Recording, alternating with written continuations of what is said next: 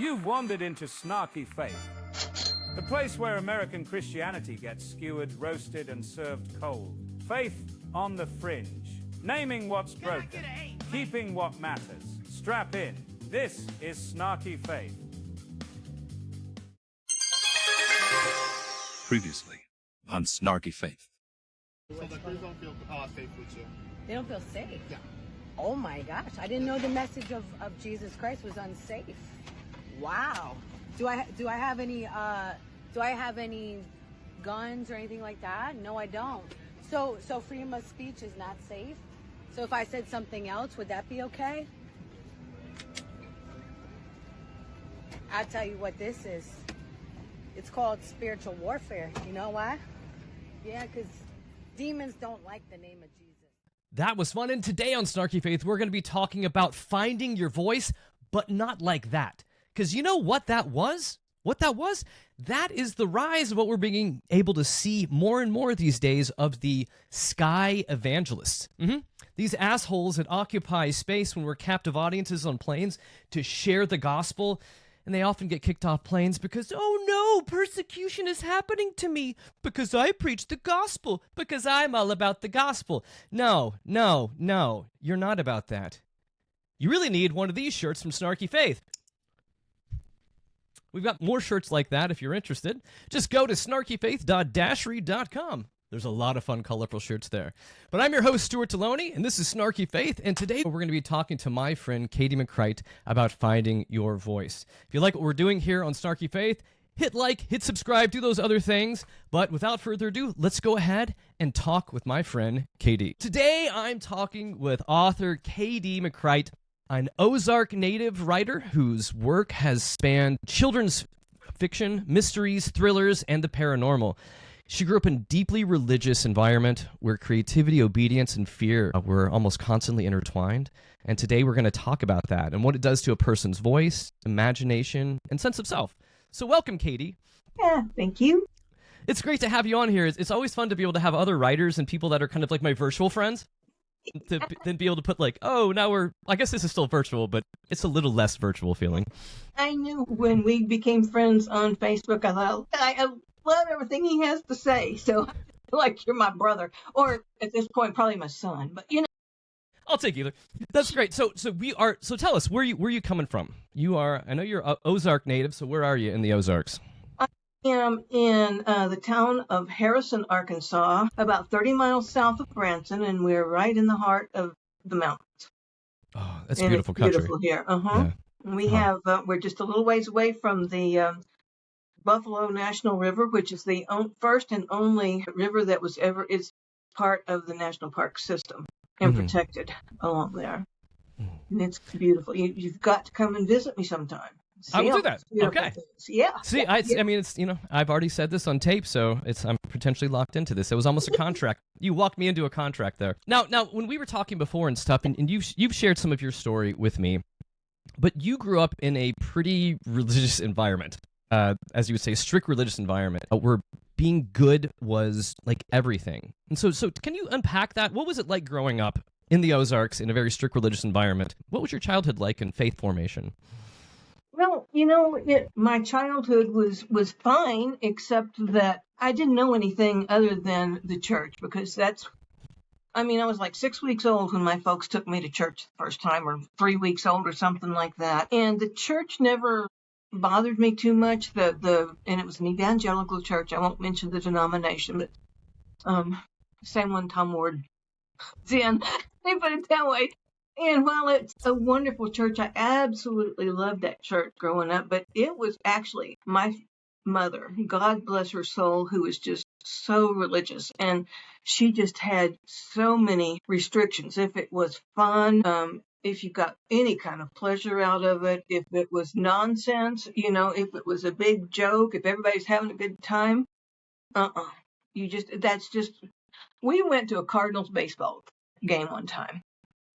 And she said that she sat there in the Busch Stadium hoping the Lord didn't come back and catch her there. God bless her.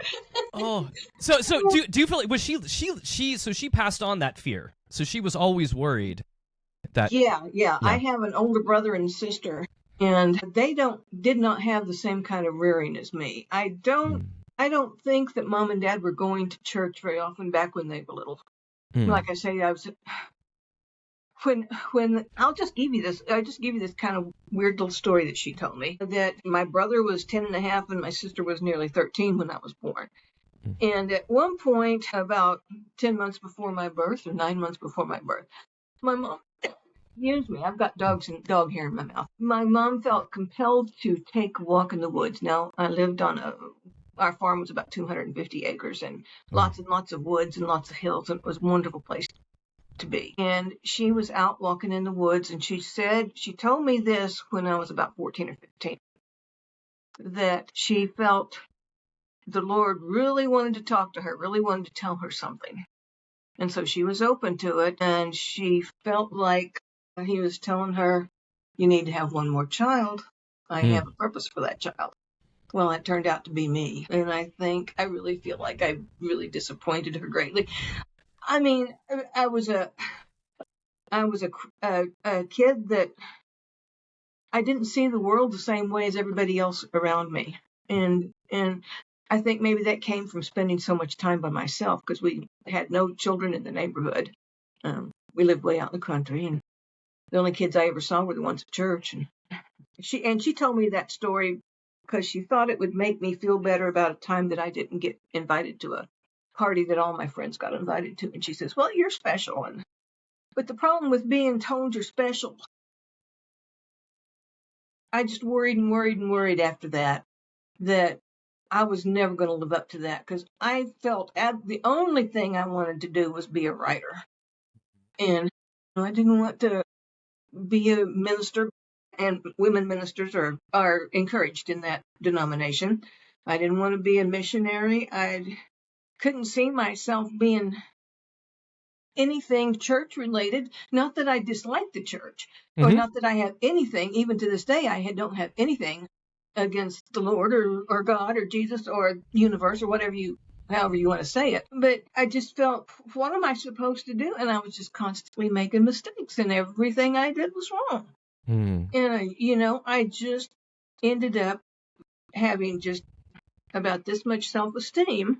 And beyond that, the rest of it was down here, And they did not want me to be a writer. Absolutely not. Absolutely not.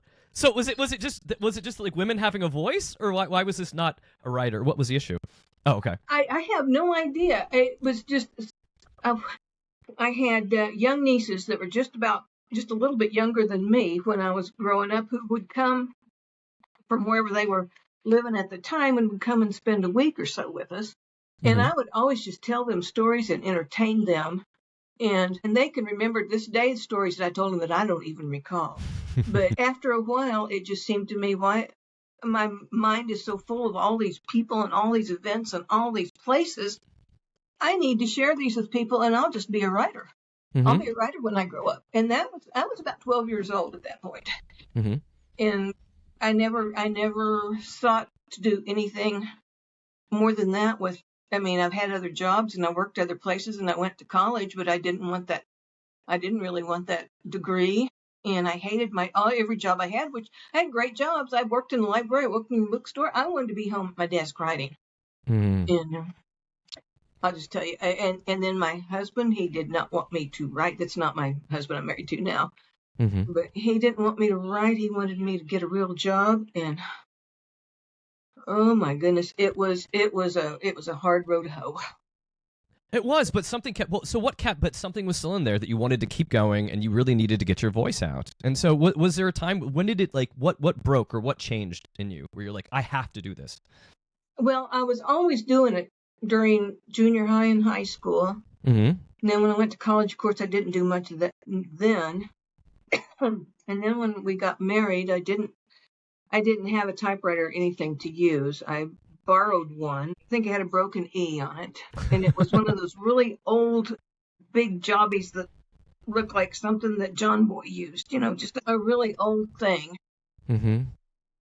I borrowed that and wrote my first book. Well, I wrote a play for the church. And this was a little church here in town that we were attending. And that church was packed out, and everybody came up to me and said, you need to be doing this. You need to be writing these things. So, and that just kind of solidified everything in my mind. I borrowed that one typewriter that I'd written the play on, and I wrote a 700-page first novel in about 6 weeks. So when I'm telling you that first-time writers will write books like this, yeah.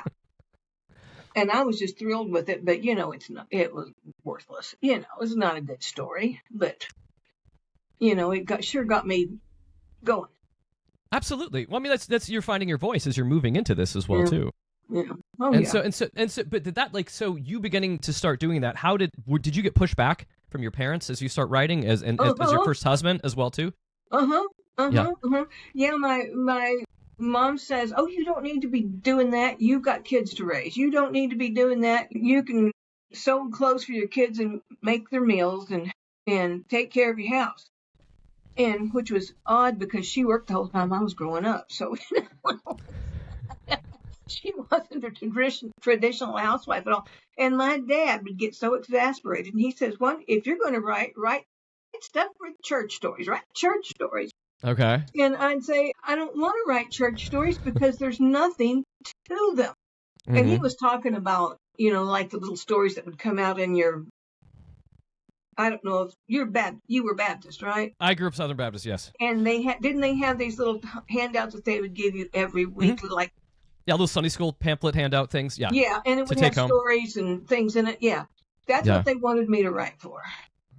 It's exhilarating, K.D., right? Because come on, like you have a voice, and the church just sees you as. It's so amazing when the church is like, well, hey, we can put you in this tiny little corner here and do this tiny little thing, and it makes us feel comfortable. Yeah. So we'll give you that much. You couldn't write a realistic story with that because nearly I don't know about your leaflets, but every story that I read in those books were there was new people moved into the neighborhood, and the lady living in the house took them a cake or a casserole and invited them to church, and that was just basically the story over and over and over. So, there was nothing fun, nothing conflicting, nothing. It was just, and it's like, let me tell you something. You cannot, if you were raised the way I can, you cannot write with your mother looking over your shoulder. That's a good way of putting it. Yeah. Yeah. The judgment too. And don't let me be hateful about my mom. I'm not meaning that at all. I loved her. She was a dear, dear, dear person. And I know that she loved me and she thought she was doing the right thing. Her focus was on getting my soul saved and into heaven safely.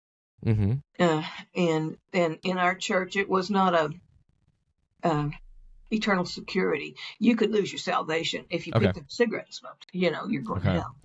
Yeah, so that I mean, did you feel that fear? Because having salvation like that is something that is like not your mom breathing down your neck, but is God's constantly breathing down your neck. If you constantly are doing one thing or this or that, or you step this way instead of this way, somehow God's angry. Look at God like that. Okay. I believed in the goodness and the love of the Almighty. I mean, how could you not when you look at everything around us? And the life of Christ and everything that he stood for and everything that he said and everything that he taught, there was not any room for fear of God. I mean, the person I was afraid of was my mom. Okay.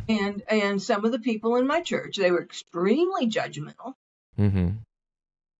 And I don't think my mom was being judgmental. I think she was just being overly protective because she wanted to make sure I went to heaven.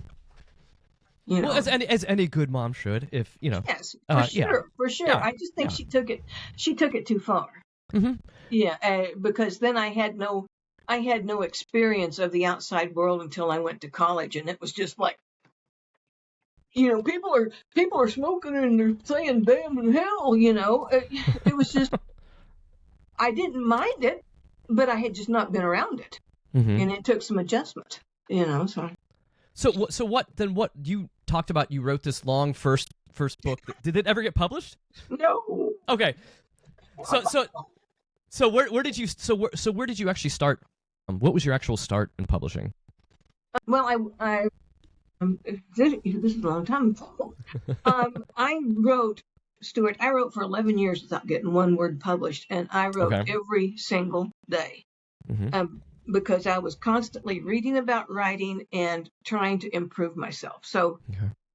I was self-teaching. I didn't take classes in writing, and I had to teach myself. So it took me a while. I believe my first book was like my 10th or 11th book that I wrote. Mm-hmm. And I was at a meeting in Branson. It was a group called the Ozarks Writers League, and I think it's still in business. But they would bring in people from New York, agents and editors and publishers. And I listened to this one gal, and I thought, there is a book in my desk that might fit that. And so I just went up to her, and I said, what do you think about blah, blah, blah? And I told her that story, and she said, send that to me. And I sent it, and I didn't expect anything because I had this many rejections on everything I'd written so far. And on April 1st, about 9:30 at night, I get this call from her, and she says, we want to publish your book. And I said, wait a minute, this is April Fool's joke, right? Because I just thought it was somebody pulling my chain. And she says, no, that's what it was. And she said, if you got anything else, send it. And blah, blah, blah. And so I wrote 3 books, but that was Avalon Publishers. Do you remember seeing those in the library? It's not even a publisher anymore. But they sold exclusively to libraries and paid money was pitiful. But at least I had 3 books to make for them. And that was back. I was back in the Stone Age. I was about 91, I think, was the day that one got published. So was this general publishing, or were you in Christian publishing at this point? No, that was just.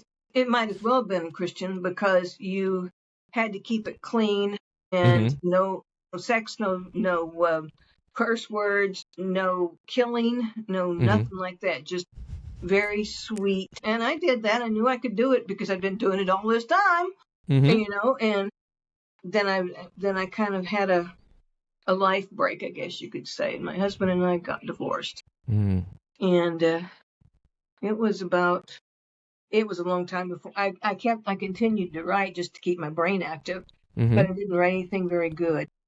About 93, it was about 2010 when my agent sent this one book that I sent you a part of, In Front of God and Everybody. She sent it to Thomas Nelson, the largest Christian publisher in the world at that time. And I had told her, please don't send any of my work to Christian publishers because it narrows the readership so bad. People don't, the people who don't read Christian stuff are not going to pick up a book from a Christian market because they think they're going to think it's preachy. But she did it anyway. And Thomas Nelson was such a big publisher that when she sent me that acceptance letter, I just said, okay, let's do it. I had a big fat advance and everything, and ended up winning a really nice award and everything like that. But it was still Christian publishing, and I get if you go to Amazon sometime and read some of the 1 and 2 and 3 star reviews, you'll see what I'm talking about. It's not Christian enough. These girls in this family fight with each other all the time. So, wait, you're saying Christians have a bunch of grievances? What? Even back then? They were upset and full of grievances? And well, the 2 sisters are completely different. The older one is she thinks she's sophisticated, but she's not very smart. She's very beautiful, and she's, in the book, she's about 14, 15 years old. Okay, now she's the snooty sister. The main character is April Grace, and she is a free spirit. She says what the rest of us are thinking, and she just blurts it out. Gets herself into all kinds of trouble. She doesn't mean to be getting people in trouble. But she and her sister, because they're such 2 different people and they have different life expectations and different values, and they're just constantly doing this. it's much more interesting than a couple of sisters going, "Oh, sister, would you like to have a cookie? Let's take a walk." You know, what the heck is that? There's nothing going on. And I wanted a book full of conflict and humor. Mm-hmm. You talk about snarky humor. Mm-hmm. April Grace is full of snarky humor. Mm-hmm. But I had not written that book for a Christian market, and I had to take out some things when they got a hold of it. And plus, they wanted to put it, I had written it for adults, secular adults, and they got in touch with me and asked if I'd be willing to do it for kids. I said, okay. Then the editor got in touch with me and said, you're going to take some of this out of here. And references to the neighbors who grew pot. That's how they made their living. Mm-hmm. April Grace catches her grandfather's boyfriend going through her private stuff when he thinks nobody's home. And I titled that chapter, Mr. Rance Gets in Grandma's Drawers. I had to change that. So apparently they didn't know what they were getting into when they signed you on for this. And there was a place where the old hippies that lived down the road from them, the ones that grew the pot, were just, they dressed like hippies, they looked like hippies. And I said something about her name was Temple. Temple was running across the yard, and she never wore a bra, and her boobies were long and skinny and swinging like two tube socks on the clothesline. It sounds like Thomas Nelson stuff. Yeah. Excuse me. And then Focus on the Family got a hold of the book, and they did a word by word by word practically. But at least some of that stuff wasn't in there.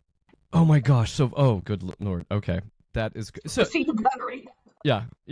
So how long did you last in the traditional Christian publishing bubble? When I first talked to Thomas Nelson, they loved April Grace so much that they said, "Can you grow her up slowly? We'll take her from this age. We'll take her right on up into where you can write young adult novels. Just grow her up slowly, just a few months at a time, and we want one every 6 months."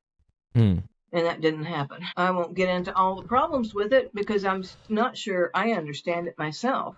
But I really think had they continued to publish those books, they would put my name in. I would have made something. I would have made something of myself. And those books might have gone into some kind of any of those other children's books has been made into little movies and stuff, because the stories are just rich with that kind of thing. And from there, then, so you were writing your children's books, you're doing like Christian publishing, then you also get into other stuff. You get into mysteries, you get into thrillers, you get into paranormal. So what was that? Just a natural progression of you, or was that different publishers or different interests? And that was kind of something I fell into. I can't remember if I just finished April Grace or was about to, and the editor of a magazine up in Branson that I had been writing for got in touch with me, and he said, "Would you be interested in writing mysteries?" And I said, "Well, tell me more."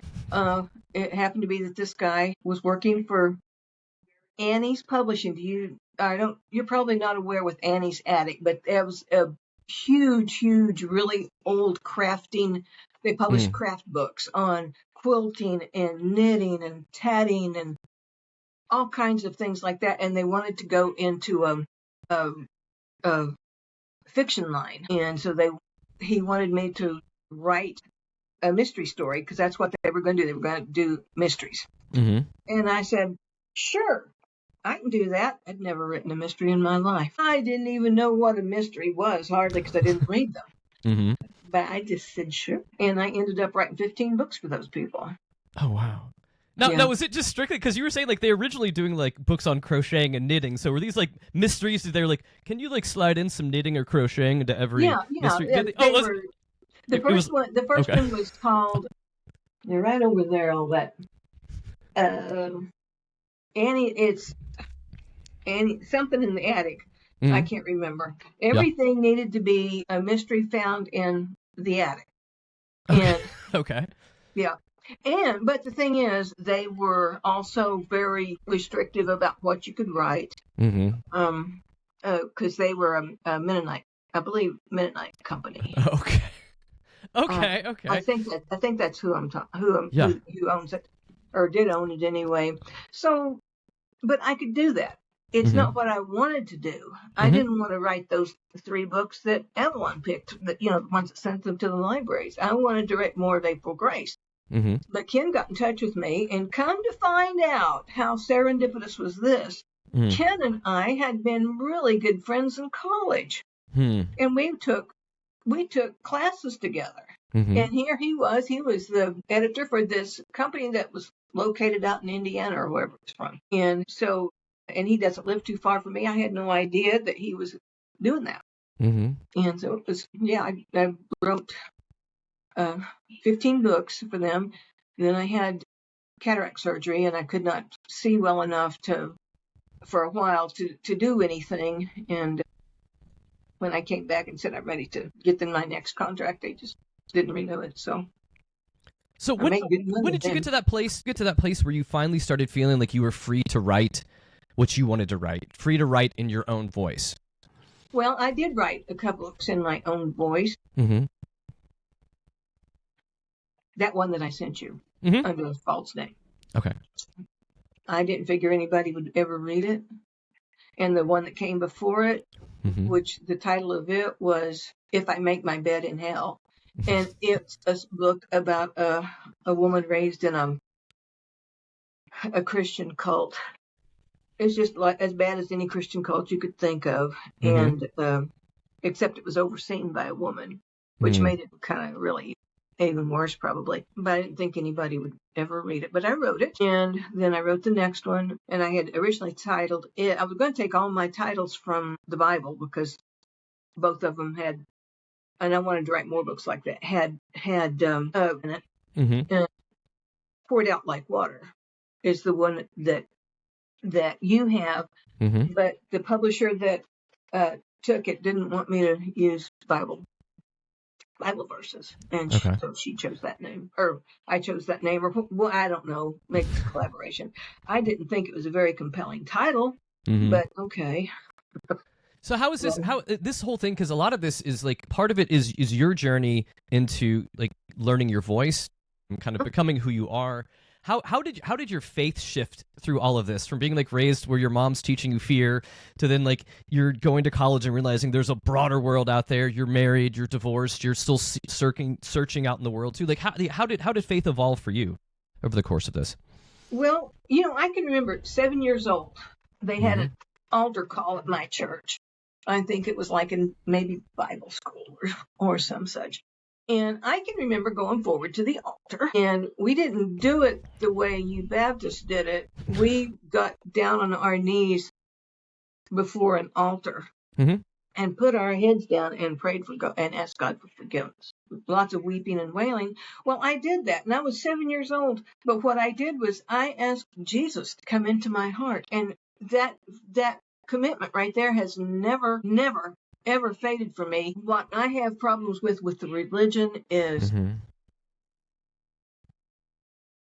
the almost worship of the Bible, the almost worship of church and church attendance, and rules and regulations and things that have absolutely squat to do with the teachings of Christ. And so I don't know when I finally I've kind of always felt in my heart that Jesus was all I needed. His example and his teachings were all I needed. And I didn't really, I studied the Bible, of course, and I used to be able to quote it chapter and verse. But I had someone one time tell me that we should worship the Bible. And I said, no. And, and it's written by men, and there's all kinds of things in it. And you want to read some dirty books? The Old Testament's full of dirty books. Okay, but the Sermon on the Mount and the Beatitudes and all of that, you just can't get better than that. And I have tried to live my life that way. And I guess when I finally came out, I started going to Unity. There was a Unity church in Branson, and I absolutely loved it. And at some point, I had to tell my mom. Oof. Because she was saying, well, are you going to church? Why don't you go back to church? I said, Mom, I'm attending Unity. She goes, "Oh no, oh no, oh no, oh no." Basically, what she said was at the point where we had switched denominations and had gone for a couple of years to a Southern Baptist. It was, "Oh no, oh no, oh no." Those people believe that you once saved, always saved. So it's, I don't know. It's just, it wasn't so confusing, I guess, but it was off-putting. And more than anything, I didn't want to hurt to my mom and my dad. I loved them so much, and I did not want to hurt them and disappoint them. And so, of course, I never let them know that I was working for something different. And then they passed away. They were married 62 years and passed away on the same day. Oh, wow. Yeah. They got married 6 weeks after their first date. So they spent. Yeah. And I just didn't want to break their hearts or to disappoint them. I felt like I had disappointed my mom all my life. Just, I never could do anything right. And so I just didn't want that to be one more thing. But after a while, after I kind of got used to I don't have my mommy and daddy anymore. I just started writing the stuff that I wanted to write. And that's when I wrote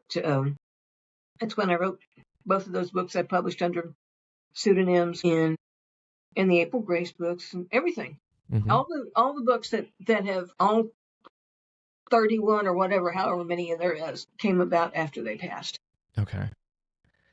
Now, did you, when you started doing this, because you said you did a bunch of these under a pseudonym, but now you're doing stuff under your own name as well too, and you're just being fully you in this, or do you still do both?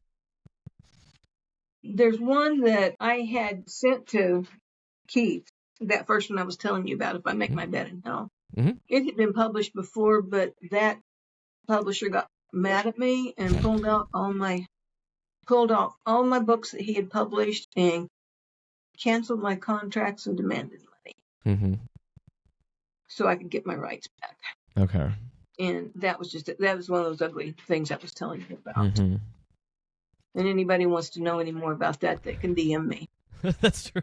I'm not going to mention his name on the air. He's litigious, but the person needs to stay away from those type of people. Yeah. And that's one particular agent too, my first agent. Now, for you said like you feel more free now to write. You're writing as yourself. You kind of you are just fully doing this. So what are interesting you right now? Like what are areas that of writing that are interesting you? Well, I haven't had hardly any time to write in the last year and a half because I've been so dadgum busy editing for that Keith. For reference, yes, you talk about Choir Publishing. So yes, Katie's an editor for Choir Publishing. Yeah, and I love it. I mean, if I didn't love it, I wouldn't be doing it. But I've not had much time to do my own writing. But the book I want to work on is, and your book came out, and I saw it, and I thought, oh my goodness! But mine is about rapture. It happens, but it's not what people believe. You're talking about this book here too, in case people need to know this book. Okay, yeah. So you're writing. Yes, we've been talking about this too. So you're talking about a book that is post-apocalyptic. The rapture's happened, and yeah. And where I am in it right now, because I've not gotten very far in it, is they don't know what's going on. These people who think they should. These people who are thinking they're going to be raptured aren't. Yeah. Oh, that's fascinating. And so we're just now finding out. What's going on? Why are we here? I feel like that's a question for all of us right now. Yeah. Because it does at times. It feels like we're kind of there is no tribulation. At least for me, the way I read scripture and stuff, I don't think there's a rapture. I don't think there's tribulation. And any of that stuff. But it does, if there was one, it does kind of feel like we are living through some sort of an idiotic tribulation. If we're going to be in the tribulation, it's right now as far as I'm concerned. The only thing I just wish it was less stupid. Off everybody's heads. I know, but growing up, like if this was like I always thought like the tribulation would be so much more interesting than whatever we have going on now. I'm like, this is just if someone was writing this, you'd be like, no, this is bad satire. This is stupid. Like this doesn't even make sense. In what? Why is the Antichrist orange? I don't even understand this. This makes no sense. It's a terrible book, hypothetically. But so we've talked about something too, and I love you've talked about your love of the Ozarks, your love of nature, and that I want you to talk more about this. That one of the things that you said, you experience God more through nature than through institutions and things like that too. And so, how do you make sense of that now? How is that showing up in your life? I just continue to feel that way. I mean, I just can't go out in nature, and my very soul and mind is not focused on the blessedness of it all. You know, now, I gotta say, I don't like the snakes, and I don't like the poison ivy. True. The ticks and the chiggers. Yeah. You know, but nevertheless, I just don't understand how a person can look at the lakes and the mountains and the trees and the flowers and the dogs and the cats and not be so grateful and not feel connected to that. I've always felt connected to everything and especially to animals. It just, you know, I can't be mean to them. I can't even eat them, you know, so they get on my nerves sometimes, these guys here, because they're wandering in and out of my office right now acting like fools. But, you know, I've always felt that way. I can remember my mom said she worked in the shoe factory in town, and they would have their windows open.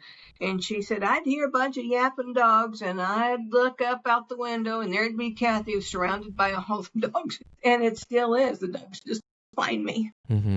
But my husband's the same way. I love that though, because I feel like I feel the same way, to where I feel like I've experienced transcendence way more in nature and outside of the church than I ever have inside of it.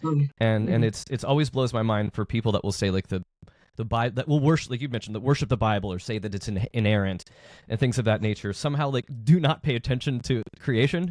You're caring for creation. It's just kind of one of those things like, okay, you have the words that you think are the words that matter more than any other words in history, but also you don't understand what they're saying, and you don't understand. Yeah. You're saying it's always fascinating. I'm referring to a Bible verse, one plucked out of some place and splattered right there to prove the point is never going to work. It's never going to work. You got to look at the context. You got to look at the history. You got to look at the time and the person that wrote it. And it might make some sense, but it's not infallible. Absolutely. And it certainly isn't worshipful. No. That is wild. Well, K.D., if people are wanting to find you, if they want to find your work, if they want to find your books, what is the best way for people to try to look you up? Probably just come ahead and find me on Facebook, because there's something screwy with my website right now. Okay. As a matter of fact, I got a note yesterday that said there was something that I needed to take care of, and I didn't even understand it. So I'll wait until tomorrow when my husband gets home so he can kind of guide me through it. But he doesn't know any more than I do. But at least I can scream at him instead of just screaming at the dogs or whatever. So they can find you, K.D. McCrite, KD, McCrite is the way to find you on Facebook, and same for Amazon. Hey, if someone wants to look you up on Amazon, what's a good book to start off with? If someone's like, hey, I want to check out this choir book that K.D. has written, what would be a good one? Oh, okay, that choir book that I have written is called Epilogue. It's a wonderful story. It's a book about a book about a book. Or a story and then a story about a story.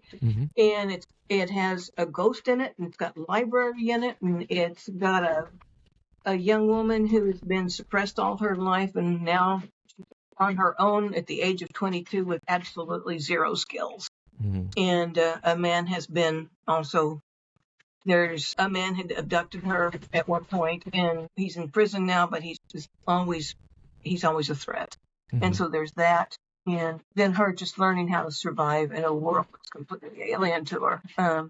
There's that one. And then if you like snarky fun for adults and children, The Confessions of April Grace are wonderful. If you want to find another paranormal, it's called Doorway to Eden. It's about a haunted, not a haunted picture, but a cursed picture in which someone is trapped in there. And it's quite good. It's kind of romance. also. It's got every good novel's got a little romance in it. Got a little romance in it too. Yeah, Well, excellent.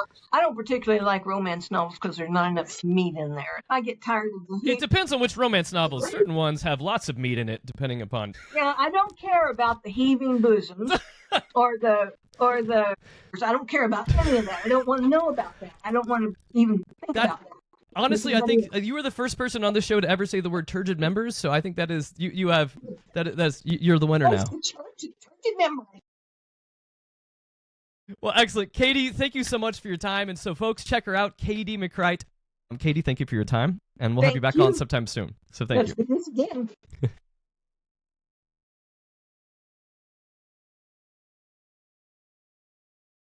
The end times are upon us. The signs are happening. The end is near, but don't panic. You may have missed the rapture, but there's still time to prepare for what comes next. Disasters, plagues, celestial malfunctions. Consider them friendly reminders. Now's the time to prepare. From homemade hazmat suits to heavenly currency and trustworthy prophets, this guide has you covered. Because when the heavens open and the world melts, belief alone won't save you. The Tribulation Survival Guide. How to stay alive when everything else is dead. Available now.